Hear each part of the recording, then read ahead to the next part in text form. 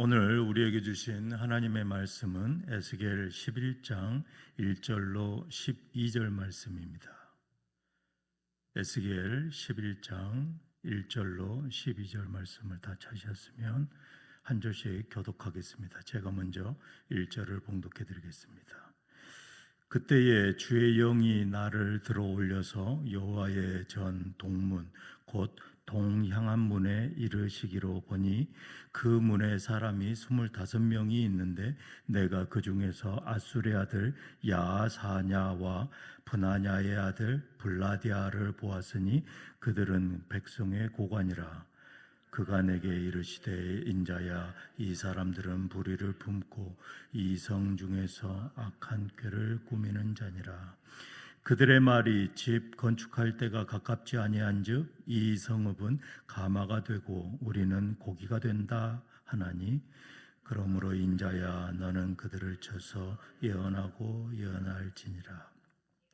여호와의 영이 내게 임하여 이르시되 너는 말하기를 여호와의 말씀에 이스라엘 족속아, 너희가 이렇게 말하였도다. 너희 마음에서 일어나는 것을 내가 다 아노라.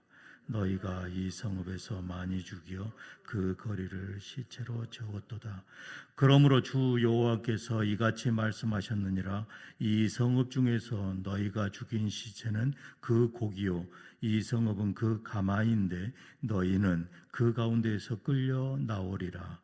나 주 여호와가 말하노라. 너희가 칼을 두려워하니 내가 칼로 너희에게 이르게 하고 너희를 그 성읍 가운데에서 끌어내어 타국의 손에 넘겨 너희에게 벌을 내리리니 너희가 칼을 엎드려질 것이라. 내가 이스라엘 변경에서 너희를 심판하리니 너희는 내가 여호와인 줄을 알리라. 이 성읍은 너희 가마가 되지 아니하고 너희는 그 가운데에 고기가 되지 아니할지라. 내가 너희를 이스라엘 변경에서 심판하리니 너희는 내가 여호와인 줄을 알리라. 너희가 내 율례를 경하지 아니하며 규례를 지키지 아니하고 너희 사방에 있는 이방인의 규례를 행하였느니라 하셨다 하라. 다시 한번 12절 말씀을 다 같이 봉독하겠습니다. 시작. 너희는 내가 여호와인 줄을 알리라. 너희가 내 율례를 행하지 아니하며 규례를 지키지 아니하고 너희 사방에 있는 이방인의 규례대로 행하였느니라 하셨다 하라. 아멘. 저는 오늘 본문 말씀을 가지고 믿음의 분별력을 가지라라는 제목으로 은혜를 나누기를 원합니다. 어느 날 잠자리에 들었다가 뒤척이게 되고 결국 밤잠을 설치고는 스마트폰을 꺼내지 말았어야 했다라고 후회한 적이 썸타임 있습니다. 이 스마트폰에 인터넷을 통해서 이 알고리즘을 타고 하염없이 빠져들게 되는 것이죠. 유튜브에서는 누군가가 보내준 그 동영상을 보다가 보면 비슷한 내용의 동영상을 계속해서 추천해 주는 것을 보게 되는 경험이 있습니다. 나도 모르게 이 비슷한 내용에 빠져들어 그것을 종국엔 믿게 되는 것이죠. 요즘 시대는 더 나아가서 인공지능의 이 홍수의 시대입니다. 어느 날 이 인터넷에 크리스찬이 아닌 그 유명 가수가 찬양을 불렀길래 기쁜 마음에 이분이 크리스찬이 되었나 보다 하는 마음에 그 찬양을 듣게 되었는데 자세히 들어보니 인공지능으로 제작한 가상 음원이었던 것입니다. 그런데 실제 그 가수의 음원의 자료를 가지고 제작했기 때문에 거의 똑같습니다. 이 음원뿐만 아니라 동영상까지 인공지능으로 제작하여서 자칫하면 가짜 뉴스에 우리가 잘못된 정보에 사실로 믿게 된다라는 것입니다. 그러한 경우가 너무나 많습니다. 이러한 이 혼돈의 시대에 우리에게 가장 절실한 것은 바로 분별력입니다. 특별히 영적인 이 믿음의 분별력인 것이죠. 이 분별력은 단순히 옳고 그름을 판단하는 능력이 아닙니다. 그것은 수많은 정보의 홍수 속에서 하나님의 진리의 음성을 듣고 판단하는 영적 분별력이 필요한 때인 것이죠. 오늘 본문에서 이 하나님은 예루살렘의 심장부에서 울려 퍼지던 그 거짓된 악한 행위들과 그에 대한 하나님의 심판의 말씀을 기록하고 있습니다. 오늘 말씀을 통해서 진리를 바르게 분별하고 하나님의 시선으로 이 세상을 보는 그러한 믿음의 분별력을 갖기를 주님의 이름으로 축복합니다. 오늘 본문은 이 하나님의 영이 다시 에스겔을 이 예루살렘 성전 동쪽 문은 가장 거룩하고 중심적인 장소로 데려가는 장면으로 시작합니다. 그곳에서 25명이 서 있는 것을 보았고 그들 중에 백성의 지도자들인 야사냐와 블야다가 있는 것을 보게 됩니다. 즉 동문에 모여있던 그 25명의 인물들을 이 백성을 대표하여 이끌었던 자들로 그들 중에 야사냐와 블야다는 당시 백성들에게 큰 신뢰와 영향력을 주던 그런 리더들의 이름이면은 틀림없습니다. 이 동일 인물이 많습니다. 이 당시 예루살렘에서 국가의 정책을 결정하였던 최고위층의 그러한 지도자들이 요아긴 이 왕이 포로로 끌려갈 때에 대다수가 같이 끌려갔습니다. 그런데 그 중에 남은 자들이 예루살렘의 동문 앞에 모여 있었던 것으로 보입니다. 그들의 신분은 지도자급이었던 것이 분명한 것이죠. 하지만 이 하나님의 평가는 어땠습니까? 완전히 달랐던 것입니다. 2절을 보니까 그가 내게 이르시되 인자야 이 사람들은 불의를 품고 이 성 중에서 악한 꾀를 꾸미는 자니라. 하나님은 그들을 향해서 첫 번째로 포악한 일을 꾸며냈다라고 말합니다. 그리고 두 번째로 악독한 일을 꾀하는 자들이다 라고 평가하는 것이죠. 겉모습은 경건했습니다. 하지만 그들의 속은 불의와 악한 꾀로 가득 차 있었습니다. 그들은 어떤 말을 했습니까? 3절에 집 건축할 때가 가깝지 아니한즉 이 성읍은 가마가 되고 우리는 고기다. 그들의 왜곡된 확신은 한마디 비유에 담겨 있는 것이죠. 그런데 이 말은 예루살렘이라는 튼튼한 무쇠가마솥이 우리를 완벽하게 보호해 줄 것이니 우리는 그 안에서 안전하게 보호받는 귀한 고기와 같다라는 뜻입니다. 그러나 예레미야 선지자는 예레미야 29장 4절로 5절에 만군의 여호와 이스라엘의 하나님께서 예루살렘에서 바벨론으로 사로잡혀 가게 한 모든 포로에게 이와 같이 말씀하시니라. 너희는 집을 짓고 거기에 살며 텃밭을 만들고 그 열매를 먹으라. 그 땅에서 살으라라는 것이죠.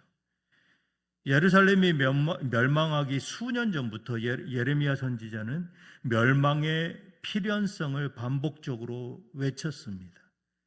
멸망 후에 많은 사람들이 바벨론으로 포로가 되어 끌려갈 것이고 여호와는 그 포로의 기간을 상당히 길게 하실 것이기 때문에 그곳에 간 사람들은 고국에 대한 미련을 접어두고 그곳에 집을 짓고 산업을 꾸려 잘 살아가라라고 촉구하는 것이죠.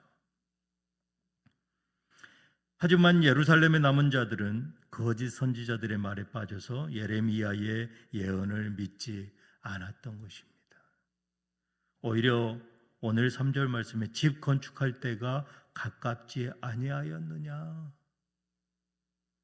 마지막 때의 신앙으로 살아가는 것이 아니라 아직도 멸망할 때가 멀었다라는 그러한 거짓 믿음에 빠져 있었던 것이죠.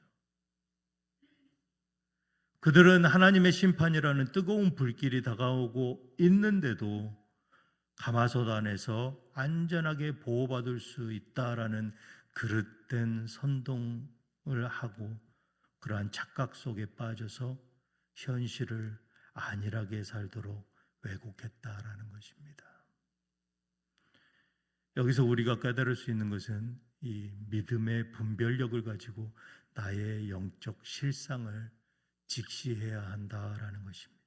우리가 말씀 앞에 순종하고 깊은 기도 생활을 통해서 세미하게 들리는 이 주님의 음성에 우리는 귀를 기울여야 합니다.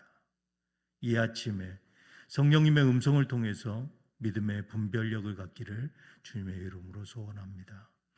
하나님은 에스겔에게 그들의 거짓을 향해서 예언의 칼을 뽑으라고 명령하십니다. 이어지는 5절에 이스라엘 족속아 너희가 이렇게 말하였도다.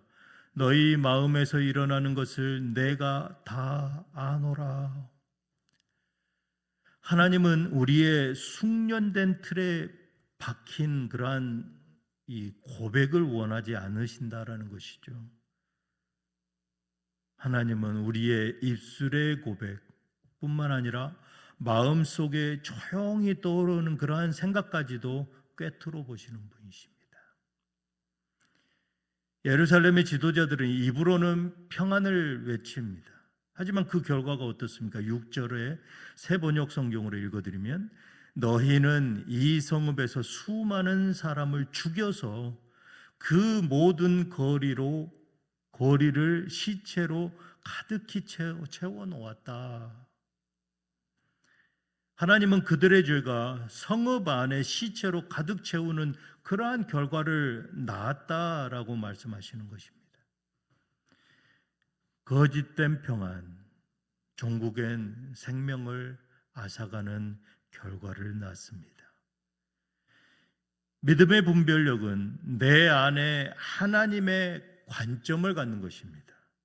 어떠한 상황을 판단하거나 다른 사람을 판단하기는 것이 아니라 그 전에 하나님의 관점으로 나의 중심을 먼저 비추어 두는 것입니다. 겉으로는 신실해 보여도 내면이 주님과 동떨어져 있다면 매우 위험하다라는 것이죠. 그리고 하나님은 이미 모든 것을 알고 계십니다. 날마다 말씀과 기도 앞에서 우리의 마음이 정직하게 그리고 주님과 함께 하는지 하나님께서는 다 꿰뚫어 보고 계신다라는 것이죠. 이제 하나님은 그들이 목숨처럼 의지하던 그 가마솥과 고기의 비유를 무참히 깨뜨리십니다. 11절에 새번역 성경으로 읽어드리면 이 성읍은 너희를 보호하는 가마솥이 되지 않을 것이며 너희도 그 속에서 보호받는 고기가 되지 않을 것이다. 내가 너희를 이스라엘의 국경에서 심판하겠다. 그들이 믿었던 그 견고한 성읍 예루살렘 성벽도 거룩한 성전도 더 이상 보호막이 되어주지 못한다라는 것이죠. 형식에 사로잡혔던 그러한 예배, 순종이 없는 신앙, 이 하나님의 심판 앞에서 아무런 힘이 없다라는 것입니다. 하나님은 그들을 안전하다고 믿었던 그 성 안이 아니라 모든 보호가 사라진 국경 밖에서 심판하시겠다라고 선언하십니다. 이는 하나님의 그 버려짐을 말하는 가장 무서운 형벌인 것이죠. 왜 하나님은 이토록 무서운 심판을 하시는 것일까요? 10절과 12절에 그 이유를 반복해서 말씀하십니다. 너희는 내가 여호와인 줄 알리라. 다 같이 따라하시겠습니다. 시작. 너희는 내가 여호와인 줄 알리라. 하나님께서는 우리가 하나님께서 여호와 하나님이신 것을 알기를 원하시는 것입니다. 알기를 원하신다. 이 안다라는 말의 그 의미가 얼마나 깊은지 여러분들은 많이 설명을 들어서 아실 것입니다. 깊이 내면까지 아는 것이죠. 심판의 목적은 단순히 벌을 주는 것이 아닙니다. 그것은 그들이 누구를 믿어야 하는지 믿음의 분별력을 깨닫게 하려는 것입니다. 그들은 12절 하반절에 이방의 규례와 세상의 가치관을 따른다라고 말하고 있죠. 그리고 정작 여호와 하나님의 율법을 버려버렸습니다. 내 율례를 행하여 내 규례를 지켜 행하라라는 이 하나님의 명령을 그들은 지키지 않았다라는 것이죠. 오직 살아계신 하나님의 말씀에 순종하는 삶, 하나님의 율례와 규례를 지키고 행함으로 우리가 믿음의 분별력을 갖고 오직 그 길 위에만 참된 평안과 보호가 있음을 깨닫는 저와 뉴장의 모든 성도들 되시기를 주님의 이름으로 축복합니다. 말씀을 맺겠습니다. 사랑하는 성도 여러분, 에스겔 시대의 이 예루살렘의 지도자들은 당시 이 당대의 엘리트들인 것이 확실합니다. 사회와 종교의 핵심에 서 있는 자들이죠. 하지만 하나님 보시기에는 결코 아니다라는 것입니다. 그들의 가장 큰 문제, 하나님이 여호와이심을 믿지 않았다라는 것입니다. 그들은 현실의 안위만을 지키는 데 급급했던 그러한 믿음의 분별력을 상실한 자들이었던 것이죠.